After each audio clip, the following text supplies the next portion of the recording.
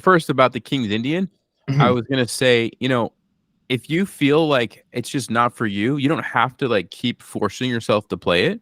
mhm, It mhm, is a difficult opening, and it mhm, does take time to learn it. So I'm mhm, not saying that you should just quit and give up on it, mhm. but don't feel like you have to play, and don't feel like you have to play it every game. You could Yeah, play it yeah. like once here and there, and Mhm. keep doing the London or whatever else you're feeling comfortable with. So just know like you have flexibility, Of and there, course. yeah, there's nothing wrong with like changing it up, going back and Yeah, forth. I mean, yeah. I do that too. The So reason the reason I like so number one, I have a hard time, chess doesn't come easy to me. I have a hard time learning. So when I start with this system and start getting to understand it, I feel like I don't want to give up on it until like I fully get it. Then once I fully get it, I'm like, okay, I can put it behind me if I don't like it. But that being said, like I do really enjoy the King's Indian. And like, I like when you unleash that night at the right time. Like it's really fun, and I've had a lot of fun playing it. So by no means do I want to give up on it, but it's just something that for some reason when I learned the London, it came very very easy and quick to me. yeah. But the Indian is a little more difficult. Yeah, you're absolutely right. And the London, I mean, it's one of the popular openings for a lot of people when they're first starting because of exactly like you said. It's relatively straightforward. You just jump right in, and it's pretty easy to play. Yeah, King's Hmm. Indian definitely is more difficult. At the same time, though, it's harder to play against at the lower levels as well, right? Because when they see the Yeah, King's Indian, they're like, I don't know what to do against I've this. noticed that for sure, definitely, and like Yeah. So I know with myself as well, when first of all, no one at my level plays the King's Indian. Like I honestly think I've seen it maybe like a handful of times, if even that many. yeah, So like yeah, it definitely throws people off, and still at my level, people just kind of want to get their pieces out and centralize, take control of the center is really yeah, yeah. sure.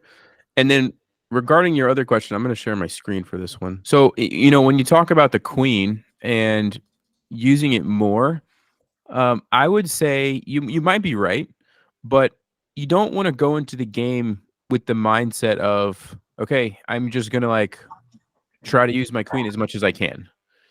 You want to be more flexible. You want to go into it with the mindset of like, I'm going to look for opportunities to use my queen, but if they're not there, they're just not there.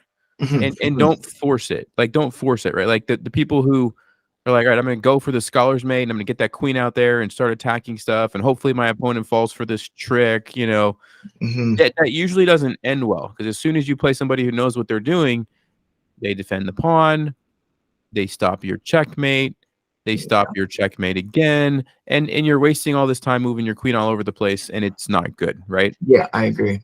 Now, that being said, there are like certain special openings. So I'll show you one that I play against the French from time to time, Okay. where I go into it.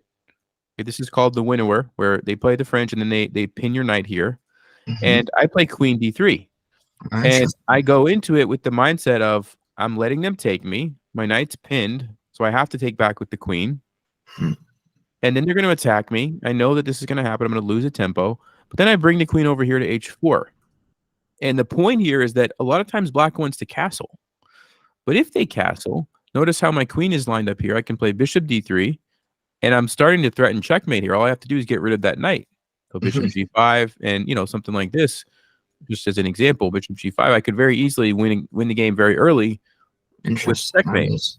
Yeah, yeah, yeah. So, there are openings like this that you can learn where you activate your queen kind of early. And if that's, something you want to explore, by all means, you can do that. But I would just be careful going into it with the mindset of like, I'm always going to just use my queen more. You kind of want to like see what your opponent does. And then based on that, you make your decision. Does it make sense to bring my queen out? Oh, yes, it does, because there's a good opportunity to attack. Or if not, you don't do it. You do something else. I think that like anytime I tried to get in the past active with my queen, it's always bit me. So now I think I've like come to a stage where I'm so nonchalant with it, like, and I Yeah. don't see it as I'm just afraid to lose it, you know? Yeah. So what I would say is either number one, find an opening like this that I just showed you where there's just a clear plan on how to use your queen and get it out early, Mhm. or make sure you develop the other four pieces first. Castle, as long as you've done those five things, the four pieces are out, your king is castled, it's much, much safer at that point to start using the queen. You're not Okay. really going to get into too much trouble as long as these pieces are off the back first. Then go ahead, get the queen out, That's a good rule. start attacking. Yeah, yeah. When you're really going to get into trouble is when you bring it out super early without a plan, without an opening, and you leave these other pieces sitting back. That's when the issues I happen love most when of the people time. do that. Bring their queen out. Yeah, Like yeah, it's like, oh wow, great. Tons of tempo. yeah, yeah, Yeah, so exactly. I hear you for sure. Another one is when you're playing as black against e4. If you've seen the Scandinavian, probably. See this is one that I hate. I hate this opening. So I from really from struggle with it. So from playing as white against it. yeah, Yeah, yeah. yeah. So this is one where there's a clear plan. Usually the queen comes over here and just kind of sits there, and it's actually kind of a safe square for the queen because the knight can't really attack it. The bishop can't really attack it. You have to watch out for this, but a lot of times, you can play something like c6, and then you just retreat the queen if you need to. So if white moves this somewhere to attack you, you just go ahead and go back, right? Yeah. But again, you're playing an opening. You have a clear plan of where the queen is supposed to go, kind of what it's supposed to do, and that's when it's okay to definitely bring it out. Okay. So hopefully that answers that Yeah. question. Yeah, I think it does. Yeah. Okay. I know last time I wrote a note over here that we talked about the end game Yeah. and like really focusing on the pawns, Yeah. trying not to lose your pawns, trying to like capture your opponent's pawns. Did you Yeah. have any particular games, or did you notice anything about that?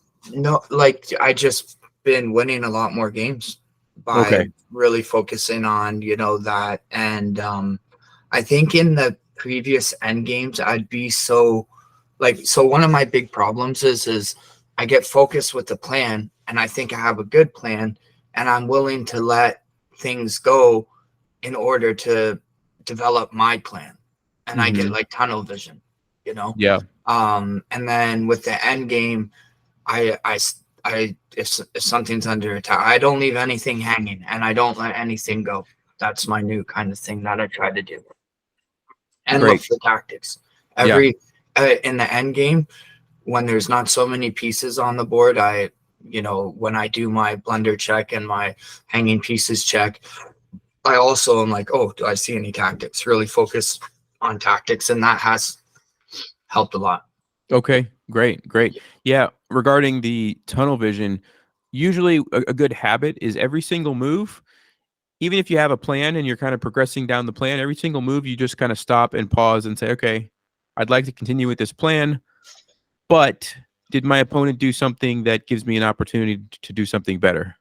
Mhm. Right? Like I'm going down this plan of trying to trap my opponent's rook, but wait a second, they just gave me a fork where I can win their queen. Forget about the plan. I'm going to go do this instead. So Yeah, just and try to do that every move. It's hard because like you said, you start, you play quickly, you get down this idea of like this is what I'm doing, and you just forget to do that. But if you can remind yourself, that's a really good habit. like look for the better move, even Yeah, if you think yeah. you have a great move. Yeah, that's good. That's good advice. Yeah, and because a lot of times what happens is let's say you're attacking on the king side or whatever, but then your opponent does something crazy on the other side, maybe, but they bring their queen or they do something weird, and you have to be ready if they make a big mistake to kind of capitalize on that. Yeah, Mhm. exactly. Okay, do you want me to pull up some of your recent games? We'll take a look at some of them and Yeah, see. sure, sure. Okay. Yeah, this guy was really good. This is the guy. Oh, interesting. Okay, Yeah. so tell me what's your reasoning here behind Okay. f6? So like I want him to force to take me or shoot, what was my reasoning behind that? Just Mm, trying to get rid of the pawn chain here that's yeah, I blocking your think bishop. so. And I'm trying to yeah, I forget what the reason was. Let's see what happens after this. Let's see if it jogs my memory. Yeah, sure. He won't So I doubt he'll take it. Okay. Yeah, so you're on the right track. You don't want to leave this pawn just sit here because it's really annoying because it stops you from developing like you're supposed to. Mhm. The issue with f6 is that you're creating these weaknesses here that are like permanent weaknesses now that are going to probably cause you problems in the future. Okay? Yeah. So the way that you want to almost always attack this is either with d6 to hit it like this, or with c5 like this, or maybe both of those moves, depending on what happens. But I would almost always start with d6. So you would C5 and just give the pawn up? Yes, yes. And why would I do that? Well, Oh, because because now then you take that pawn. I could take Understood. here. Yeah, yeah, yeah. Oh, These are doubled pawns. And yeah. another thing about the c5 pawn, you can always, like 90% of the time, get this back with a simple queen check if you want. It's Oh, just okay. always sitting there for you, Gotcha. and you just take it. So I'm not Okay. really worried about losing a pawn by doing that. And like you said, that the advantage of being able to get rid of this guy and now it unleashes your really powerful bishop is totally worth it, right? Yeah. Totally worth it. Okay. Or d6. This is probably what I would play in the game, d6, and because I like the fact that it lets my bishop out too. Okay. And some people like to play f4 to just really defend that, and that's probably what I might consider c5. Or maybe I would take first and then c5. Same idea. Oh, You just attack it from a different way, but you try to avoid that f6 move, especially if you have other options to attack the center. Okay. okay. Now, in some cases, you have to. It's the only option, and you got to do something. But in this case, definitely would have played d6 or c5 here, and try not to weaken that diagonal, because remember that's usually where we castle when we play the King's Yeah. Indian, right? Mhm. Yep. Mhm. And I was looking ahead a little bit, and I saw you did get into trouble along that Oh, big diagonal trouble. in this Yeah. game. Yeah. So okay. He outplayed me the whole game, like literally. Well, you got into a pretty tough jam from this, and it was hard to come back from, I think. Yeah, so Okay. see, now you've got the right idea. It's just the fact that this move has been played already kind of messes you up along the diagonal here. Mhm. Great, you captured that. Good. Yeah, and even here, you're actually totally fine. If you play one nice move here, there's a couple ways you could do this. I'll tell you my thoughts. So Okay. whenever I have my king forced to the corner like this and the knight comes in, a lot of times the simplest thing is to just move your queen over. Okay. And you're basically defending against the fork in two different ways. Yeah. Number one, it's not a fork anymore. But more importantly, you've controlled that square. So they can't Yeah. go there. Okay. I'm gonna remember that because I run into this trouble a lot. So Yep. Now, bishop c4, you would have to deal with because then he adds another defender. yeah. So another option that you have is, and this probably is better in this case, is d5. And all I'm doing is saying, you know what? I'm going to just shut down that diagonal. I don't have to worry about the queen anymore, which means if the knight jumps in, I just take it. Yeah. And this is well defended. Even if he tries to attack it, I could defend it some more if I want, one of these pawns, or just go on the offensive and start attacking stuff. Might be an even better option. Yeah. So, but the point is, when you have a weakness like this, don't just leave it sit there. Try to figure out how can I solve that problem. Okay. Does that make sense? Yeah, it does. Yeah. Okay. So, because I think you just played, you played here, which doesn't solve your problem. He can just play knight f7 check. You have to Yeah, sacrifice. I don't know why I played that move, but Yeah. anyhow, it looks really ugly looking back on Yeah. it. Yeah. Okay. Yeah. Again, if you solve this problem, you're doing great. You got to play d5 at some point here to shut this down. But now you also have this other problem by bringing out your bishop. Mhm. So, And he hits me right away, I think, too. As soon as well, he eventually oh saw no. this. He didn't see Yeah. this for a while, but eventually he did, and now you have to give Yeah. up the rook. Yeah. Okay, I don't like that. Can you tell me? There's like two reasons why I don't like this move. Can you tell me why I might not? Well, I'm down material. So Exactly. I That's one. shouldn't like trade pieces when I'm down material. Exactly. And then second reason you don't like it. Oh, because then it leaves a back rank check. Yeah. Well, yes, actually, I didn't even see that. That's an even better reason. Yes, it leaves a checkmate.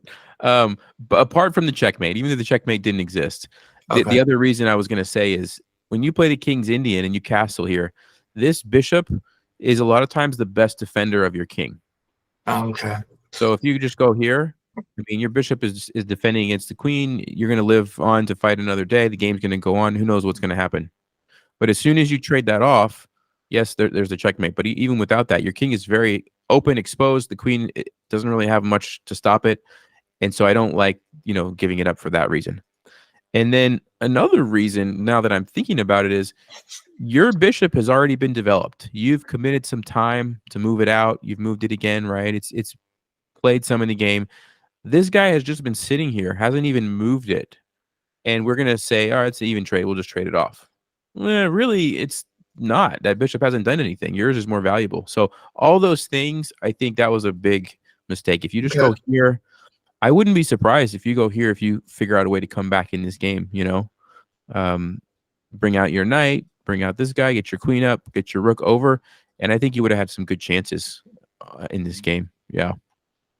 So let's see. Did they even see the check? Oh, they didn't even see the. No, they didn't. And they don't see it for a while, I don't think. Well, you stopped it Oh, I now. stopped it there. Yeah, they only had one shot at it. Yeah.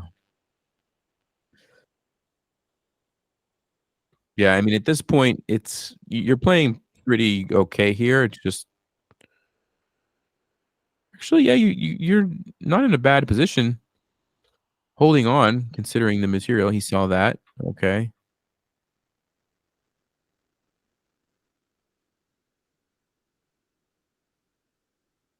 And then got low on time.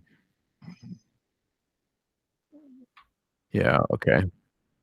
All right. Yeah, I mean, most of that game came down to that early mistake of creating those weaknesses, not stopping the knight from coming in, and then trading that bishop off. Those were the big ones there. Okay. Actually, let me ask you this: have you noticed when you play the King's Indian, are a lot of people doing this where they like try to push that Oh forward yeah. right away? Oh yeah. Yeah. It is. And Definitely. do you normally respond with F6 or do you normally do something else?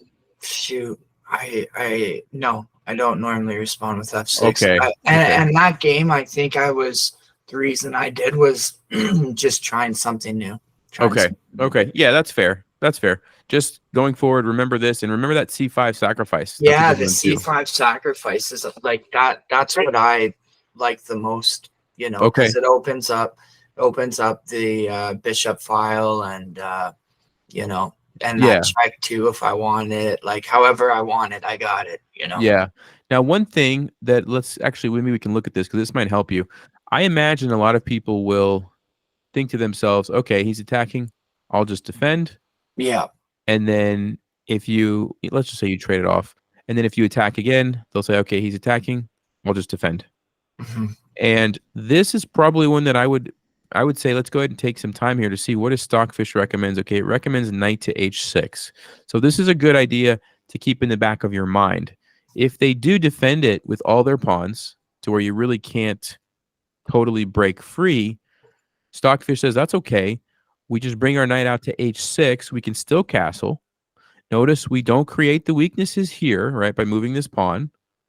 And we've got this idea of our knight can jump in here or maybe even g4 or something like that.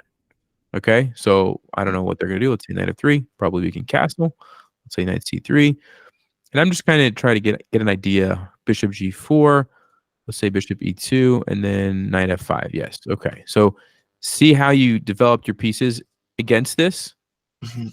This is good to remember, right? Because next Yeah. time somebody pushes that pawn to e5, you'll know what to do. Don't play f6. Instead, attack it this way first. And if they continue to defend with their pawns, that's okay. You just bring the knight out to h6 and over to f5, and Mhm. you're in good shape. Okay. Yep. I'll definitely study this video more after in my email. 100%. Yeah. Okay. So I'm gonna skip past your friend here and just go to the next one that you lost. 19 That moves. guy. Yeah. This guy was good too. 69. Yeah. Bad. Okay. Yep. All right. Let's see. Okay. Good. Played d6 before the knight. Perfect. He does push on you right away. Okay. You See, and this is so say that knight wasn't there. on d3, or sorry, bishop on d3. When they push, that's my favorite. I love it. I'm like, oh great, like let's get this going. Just swap it off. Yeah, exactly. But Yeah. this when something's in the way of that queen, you know, whether it's the dark square or the white square, bishop, yeah. Anyhow, let's see what we do. So this is fine. I think you can also go there and put the pressure on. I guess it's a bit more aggressive. You have to be a little careful that the knight doesn't get trapped out there and have to play like back here. Mhm. You can also go to d5, but I think what you did is totally fine attacking it that way. So let's see how this happened. Castle, okay, did you take it? Great. Yeah, so you got a free pawn right out of the opening. I think that's fine. Trading it off, and then you can castle now. My thinking is I always, anytime I have a chance to get rid of a knight for a bishop, I take it almost. That's yes, I think so. And because it's being attacked, you have to move it anyway. Yeah. By trading, it forces white to recapture, and it gives you time to castle and get out of the center. So, yeah, it's a win-win. Yep, absolutely. And yeah, I would say the opening was a success. Opening was totally a success. Look at this amazing bishop. Your king is great, and you just have an extra pawn, just like that. Yeah. Yeah, that's awesome. So let's see I threw it away somehow. Perfect. That's exactly what I would have played. Bring the knight out. I would have played, okay. Why do you think I don't like that move so much? I don't know. Blocks the bishop. I develop my bishop and protect with it. Blocks the bishop. Yeah, you've already got this defended 2 times. So he's not going to be able to take here. That's a good point. That's a good point. So I'm really, as soon as he did that, that really, I'm not going to lie, it kind of freaked me out. I was like, what am I missing here? Like, what's going on? Like, it was just, he mentally got me on this game, definitely. And even if I had to defend this, I wouldn't do it like this. I would probably play rook e8 because I don't want to block the bishop. I don't want my bishop to get stuck, right? Especially when I have some nice squares that it could go to. Here you have a nice pin. Here you have a nice target on d3. It's an isolated pawn. And so I definitely want this bishop to go here. It's painful for me to watch this because I'm like, ooh. In the King's Indian, do you consider the light squared bishop the bad bishop? Yeah, most of the time. Okay. Yes. Yep. And a lot of times in the King's Indian, it does get stuck. And if that happens, that's fine. But if you have a position like this where it's not stuck and you have 2 very nice squares, you absolutely want to bring it out there. Fire it out there. Yeah, absolutely. A lot of times what happens is white might play h3 and then they might leave their pawn in the center here. And so you just don't really have anywhere to develop it to. But in this case, yeah, absolutely. I would have played one of those. Now, your position is still good, but not as good as it could have been if that guy's out there. All right. Ooh, okay. You can tell me now, why don't I like that move, right? It's changing my good guy. It's that guy's powerful, and I just gave him away. Absolutely. And now your king's going to have problems going forward because the bishop's not defending it. Remember, this is the best defender. Don't just trade it off, without thinking about it, unless you're getting like a really good thing in return. A queen. What move would you have played there? Move my queen somewhere. Okay. So probably queen e8 because I don't want to block the bishop. At least give it a square here. Or I would think about this move and see what happens. I don't think I really want to walk into that. So yeah, I probably would have gone here. Maybe queen d7 actually upon further investigation. I don't like blocking my bishop, but it's already blocked. Since I got to move the queen anywhere, maybe I go here and I put the bishop over this way. It's probably what I would have thought about it a little bit, but I definitely would. I don't think I would have played bishop f6. Now, you are up a pawn, so there's the argument to be made that trading pieces gets you closer to the end game where you're up the pawn. So, it's not terrible, but even just up a pawn, you're like, oh wow, I want to start trading material. Yeah, I mean, especially at a higher level, yeah, absolutely, Really? Yeah. Any advantage that you have, get to the end game, and it becomes a bigger advantage essentially, right? Okay. Like early in the game, one pawn it doesn't really mean much. At the end of the game, a pawn usually is enough to win. Okay. Let's see. Stockfish is saying knight to d4. Wow, that's a move for you there, isn't it? I guess it's basically saying if he trades queens, fine. You just had a big trade, clears everything up. Now you've got some pressure here. You got closer to the end game. Okay. And if he takes your knight, I guess you're going to be taking the bishop. Let's see. Yeah, that's what it says. Interesting. Very advanced tactic there. Yeah, Wow. that was. All right. Anyway, let's keep going. So bishop f6, it's not a bad move. It's not a bad move. Just on the principle of giving up that bishop is something I want to make sure that you understand. Like, think very carefully before you do that. Yeah. Okay. Ooh, Yeah, that's I know. Oh man, I raged here so hard. Oh my gosh. I yeah. was sick with it on this move. Okay. Yeah. All right. Not much. Yeah. Oof. It's over. Yeah. I mean, I guess we don't need to look too much. Just do your But like, how move. can you do that? It's like it's Yeah. like it boggles it boggles my mind. I'm telling you, because like I'm trying to get my rating up, and it's not like I might listen to music, but if it like halfway through the game, I normally pause it, finish the game. But like it's like that just boggles my mind. Right. Yeah. A That guy sucks. did it to me in my last game I just played. He was 1080, and that's how the game ended. I put pressure on his queen to trade, and he walked it back, but where he walked it back to, there was no defender. And I Right. was like, Yeah. I mean, those happen from time to time. As long as it's not happening like regularly, no, it doesn't. It you're going to be all doesn't. right. No. You're going to be all right. This was a bad game too, ugly. Oh, question real quick. Yeah. So let's go back to where I right before I castled. Okay. So is that too early to castle? No, absolutely. No, that's totally fine. Okay. Yeah. That's I my mean, only question. were you thinking because he might attack you Well, or I don't have any other pieces developed. So this guy mentioned to me, because I played the King's Indian against him at chess club. And he's like a very skilled player, not like you are, but he okay, is very skilled. And sure. he's like, no, I never castle unless like at least one or two of my queen side pieces are developed.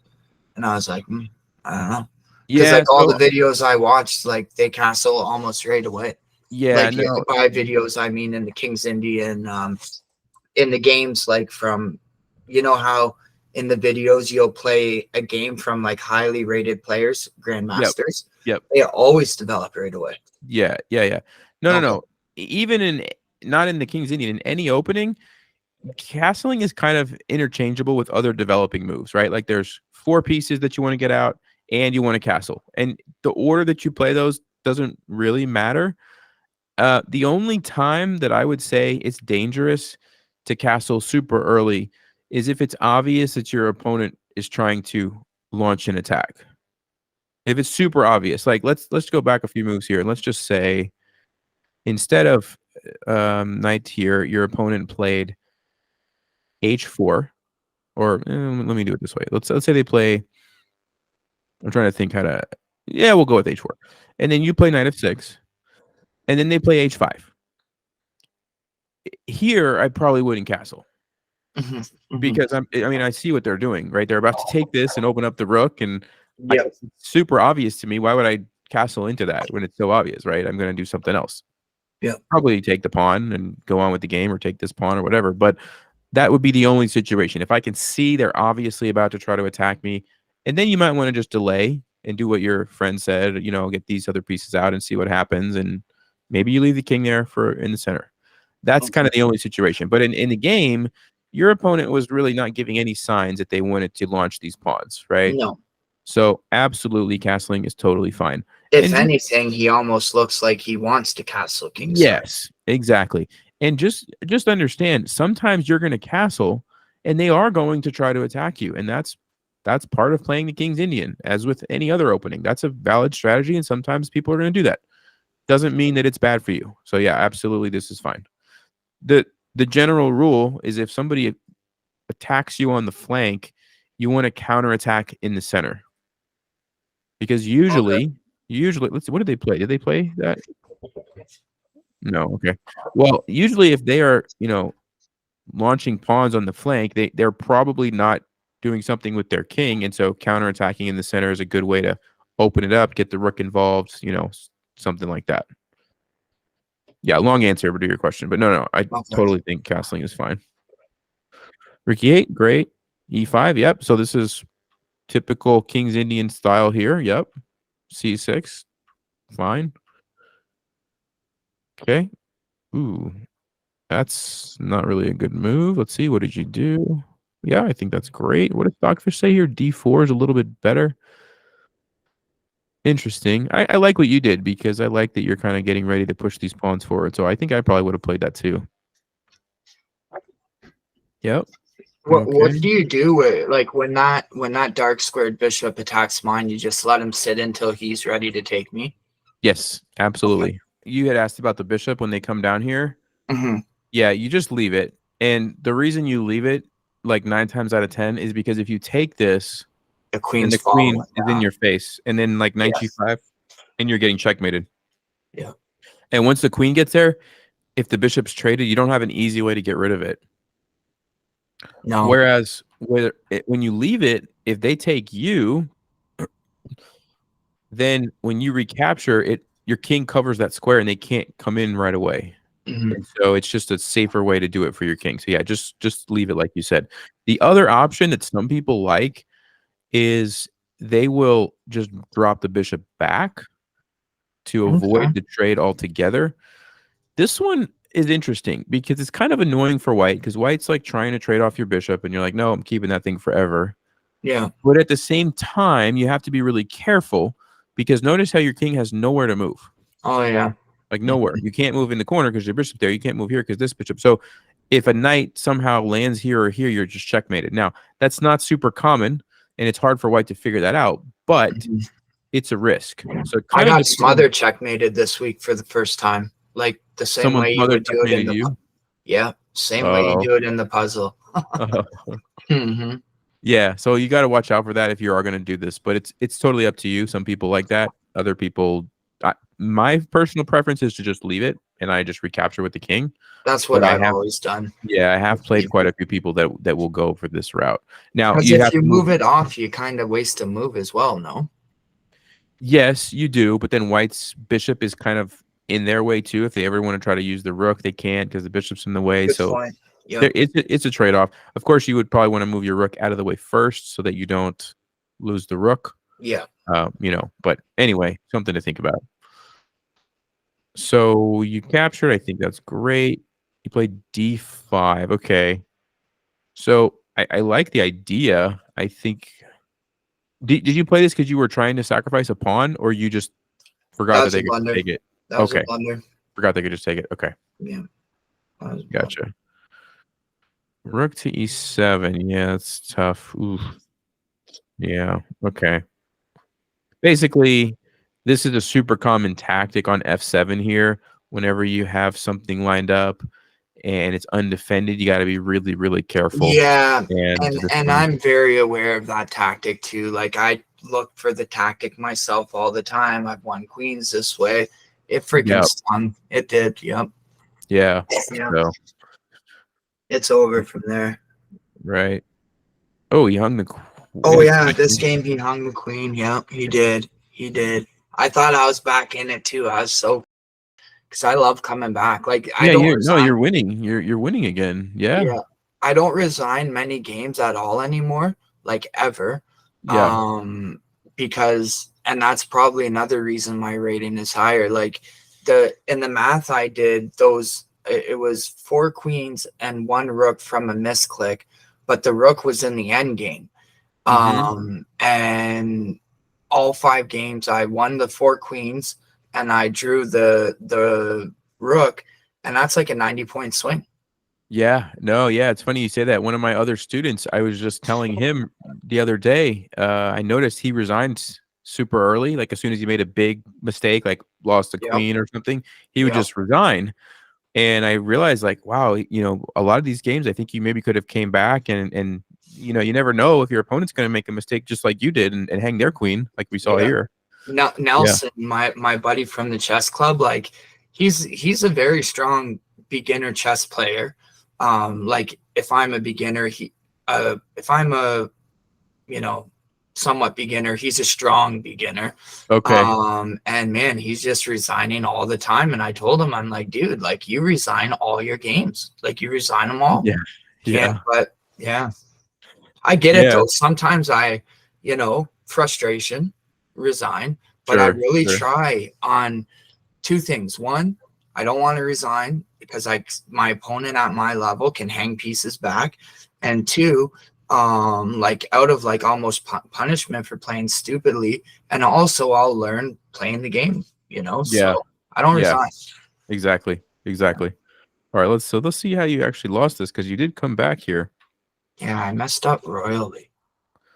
Yeah, okay, so there's two problems here. Number one, I'm always hesitant to take those It was a poison pawns. pawn. Yeah, because they can trap you whenever they want with b3, and your bishop's just Right. stuck. Yeah, and then the king comes over and probably takes it. So that's one reason. I got greedy there. Also, one thing you want to remember, whenever you have opposite color bishops, I don't mean you have a black bishop, he has a white bishop. I mean his bishop's on the dark squares, yours is on the light squares. Yeah. Opposite color bishop. I know what you mean by that. Yep. You got to watch out for the attacks, because an attack with the bishop like that in front of your king is super dangerous, because your bishop is essentially useless to stop that bishop. Mm-hmm. It's on the wrong color. It can't do anything. So at least you've got the rook blocked. So as soon as you allow that rook to come in, that's real scary.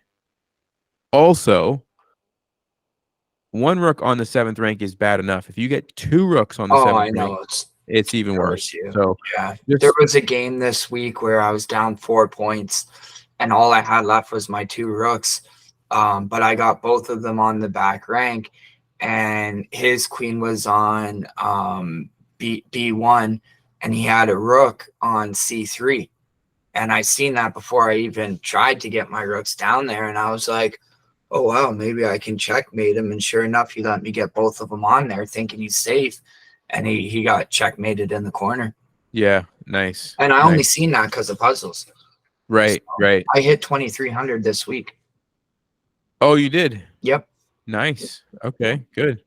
Yeah, I mean, I see how this is going to end. Yeah. Yeah, it didn't end. I mean, there's not much you can do when the two rooks are down like this and a bishop. I don't think, you could really survive. So, okay.